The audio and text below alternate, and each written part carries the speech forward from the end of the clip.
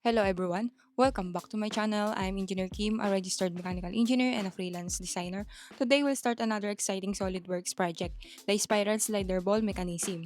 Ito yung part 1 ng video series natin. Dito gagawin natin lahat ng individual parts, like the spiral track, the bowl, and the ball. Then sa part 2, i-assemble natin lahat ng parts na to and run a motion analysis para makita kung paano gumagalaw yung ball sa spiral slider mechanism. So tara, let's start. So first, let's make the spiral slider path. This will guide the ball's motion as it travels down. Start a new part, use the top lane, then draw a spiral curve using the helix and spiral tool. For example, set the pitch to 200 and then revolution count to 3 turns, depending on the desired height. You can adjust the parameters para makontrol kung gaano kahaba or ka-strong curve ng spiral mo. Then create a profile sketch, maybe a circular or rectangular cross-section for the track, and use sweep boss or base along the spiral curve. This part is crucial kasi dito dadaan ng bola, so make sure smooth yung surface and walang interruptions. Use fillet tool to round the edges para realistic na parang actual roller track. Next, creating the bowl. We'll create the bowl or funnel part. Ito yung starting area kung saan papasok ang bola before it goes down the spiral. Start a new part, sketch a profile curve, something like a cone or parabola shape. Tapos, use revolved balls or base again to create the funnel form. You can play around with the dimensions, height, opening diameter, and thickness. Depende kung gaano kalaki ang bola mo. And then, apply some fillets and smooth edges for more aesthetic look.